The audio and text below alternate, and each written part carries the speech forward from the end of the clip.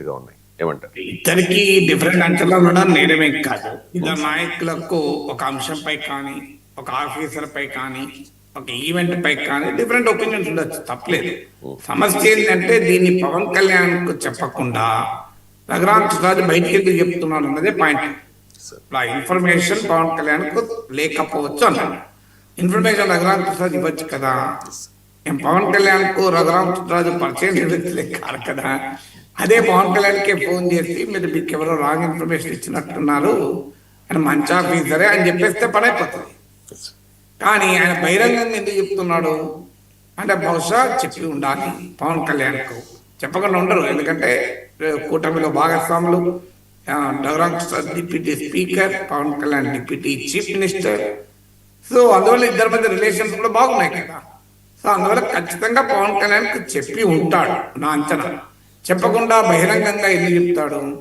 మరి చెప్పిన తర్వాత కూడా పవన్ కళ్యాణ్ వినలేదా? వినప్పుడు బహిరంగంగా చెప్పదలుచుకున్నాడంటే పవన్ కళ్యాణ్ ఆక్షేపించినట్టే కదా.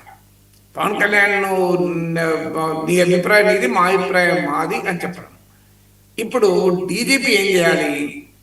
డిప్యూటీ చీఫ్ మినిస్టర్ ఏమో ఒక డిఎస్పీ ఆఫీసర్, మళ్ళీ ఎస్పీ కాదు, ఐజీ కాదు. డిఎస్పీ అనేది ఒక జిల్లా స్థాయిలో, డివిజన్ స్థాయిలో ఉండే అధికారి. నేను డిఎస్పీ పదవిని తగ్గించడం లేదు, హైరార్కీలో వాళ్ళ పొజిషన్ చెప్తున్నాను. డిఎస్పీ అని కానిస్టేబుల్ కూడా తగ్గించను.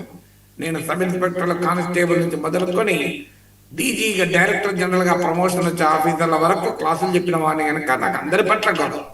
కానీ హైరార్కీలో డిప్యూటీ చైర్మన్, డిప్యూటీ స్పీకర్ తో పోలిస్తే డిఎస్పీ చాలా లోయర్ ఇన్ ద హైరార్కీ. మరి పవన్ కళ్యాణ్ కు నిజంగానే డిఎస్పీతో ఇష్యూ వచ్చింది అనుకుందాం. ఇక directly take it to the home minister. Home minister phone చేసి చూడమ్మా, ఇంకో పలానా వ్యక్తి నాకు కంప్లైంట్ వచ్చింది చూడండి అన్నాడు. మరి అని ఉండడా? అని ఉన్న తర్వాత మరి హోమ్ మినిస్టర్ యాక్షన్ తీసుకోలేదు గనక నేరుగా పవన్ కళ్యాణ్ రంగంలోకి దిగాడా? నేను గతంలో పవన్ కళ్యాణ్ వ్యాఖ్యలు మనం గతంలో మాట్లాడుకున్నాను కూడా. నేను బహిరంగంగానే హోమ్ మినిస్టర్ చెప్పాడు కదా, నేను సరిగా పనిచేయడం లేదు, అవసరమైతే నేనే తీసుకోవాల్సి వస్తుంది హోమ్ మినిస్టర్ అని కూడా హెచ్చరించాడు కదా. మరి ఇప్పుడు కూడా పవన్ కళ్యాణ్ చెప్పినా హోమ్ మినిస్టర్ వినలేదు ఇప్పుడు అని అనుకుంటే, ఒకవేళ, ఎందుకంటే హోమ్ మినిస్టర్ కు డైరెక్ట్ గా చెప్పి ఉండాలి కదా. మరి చెప్పకుండా పవన్ కళ్యాణ్ నేరుగా డీజీపీకి చెప్పాడంటే హోమ్ మినిస్టర్ చెప్పినా ఉపయోగం లేదని భావించాడా? ఇప్పుడు రఘురామ్ కృష్ణరాజు ఎన్నికేసుకొస్తున్నాడు అంటే క్లియర్ గా టీడీపీ, ఆ వివాదాస్పద ఆఫీసర్ వెనకాల టీడీపీ ఉంది. పవన్ కళ్యాణ్ జనసేన ఆ వివాదాస్పద ఆఫీసర్ కు వ్యతిరేకంగా ఉన్నారు. కూటమిలోని రెండు పార్టీలకు భిన్నమైన అంచనాలు. అది ఉండడం నేరం కాదు, రోడ్డు మీద కష్టం నేరం. ఉండడం నేరం ఇప్పుడు కాదు, ఎప్పుడు కాదు. ఈవెన్ సీఎం, డిప్యూటీ సీఎంల మధ్య కూడా భిన్న అంచనాలు ఉండొచ్చు, తప్పలేదు. తండ్రి కొడుకుల మధ్య కూడా భిన్నమైన అంచనాలు ఉంటాయి, దాన్ని నేను తప్పలేదు కదా. కానీ ఒక కుటుంబంలో భిన్నమైన అంచనాలు ఉండడం వేరు, రోడ్డు మీదకి రావడం వేరు. రోడ్డు మీదకి రావడం ఇప్పుడు మన ఆఫీస్లో, ఇంట్లో ఆఫీస్లోనో ఇంట్లోనో పనిచేస్తున్నారు. భార్యాభర్తల మధ్యనో, తండ్రి కొడుకుల మధ్య భిన్నమైన అభిప్రాయాలు ఉంటాయి.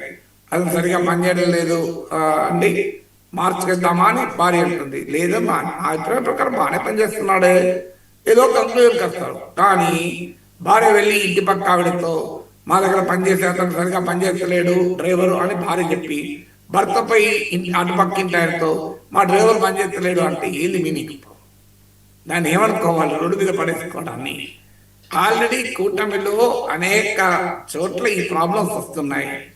సో మీకు ఇప్పుడు ఏకంగా నిన్న హోమ్ మినిస్టర్ మాట్లాడిన దాంట్లో మనకు స్పష్టంగా అసహనం కనపడుతోంది. చిచ్చు పెడుతున్నారు ఏంటి అని ఆమె ప్రస్తావించారు కూడా. అంటే చిచ్చు పెట్టే అంశంగా భావిస్తున్నారు. సో అలాగే దీనికి జగన్మోహన్ రెడ్డి కారణము. వాళ్ళు ఆ సమయంలో మీరు ప్రశ్న అడిగి ఉంటే ఈ పరిస్థితి వచ్చేది కాదు అంటున్నారు. మరి అంటే అర్థం ఏంటి? నిజంగానే ప్యాకాట ఎంకరేజ్ అవుతుంది, జగన్ కాలంలోనే స్టార్ట్ అయింది. దాన్ని మీరు అప్పుడు అడగలే, ఇప్పుడు అది కంటిన్యూ అవుతుందని మరి హోమ్ మినిస్టర్ చెప్తున్నారా? అదే నిజమైతే మరి డిప్యూటీ స్పీకర్ చెప్తున్న వాదనకు భిన్నం కదా. ఒక డిఎస్పీ అధికారి విషయంలో పవన్ కళ్యాణ్ ను అధిక్షేపించే రీతిలో, పవన్ కళ్యాణ్ ఆక్షేపించే రీతిలో డిప్యూటీ స్పీకర్ ఎందుకు మాట్లాడాల్సిన అవసరం వస్తుంది? అఫ్ కోర్స్ పవన్ కళ్యాణ్ గోదావరి జిల్లా కాదు అని అనలేడు కదా. ఆయన తూర్పు గోదావరి రిప్రజెంటేటివ్, పశ్చిమ గోదావరి రిప్రజెంటేటివ్, ఉమ్మడి గోదావరి జిల్లా నుంచే కదా. మరి ఎందుకు ఈ భిన్నమైన అంచనాలు ఉన్నాయి అనేది క్వశ్చన్ మార్క్. మళ్ళీ మళ్ళీ చెప్పేది అంచనాలు తప్పు కాదు, కానీ బహిరంగంగా డిప్యూటీ చైర్మన్ సీఎం ఒక అభిప్రాయాన్ని వ్యక్తం చేశాడని తెలిసాక, అది మీడియాలో కూడా వచ్చాక, దానిపైన హోమ్ మినిస్టర్ స్పందించాక డిప్యూటీ స్పీకర్ కు ఆ జిల్లా వ్యక్తి మాత్రమే కనుక, జిల్లా నాయకుడు కనుక వెనకేసుకొని రావాల్సిన అవసరం ఏమిటి అనేది నా క్వశ్చన్. ఏమైనా ఇంటర్నల్ గా మాట్లాడుకోవచ్చు కదా, ఎందుకు ఇలా బహిరంగంగా మాట్లాడుకుంటున్నారు? ఈ ట్రెండ్ ఇక్కడతో ఆగుతుందా? This only symptom of a larger issue. మీరు చూస్తుండండి, ఇది ఎక్కడికి దాకా పోతుంది అంటే ఇక మొదలవుతుంది. మీరు ఇలాగే దీన్ని కనుక ఫైర్ ఫైటింగ్ చేయకపోతే ఇలా మొదలైపోతుంది. ఒక మంత్రి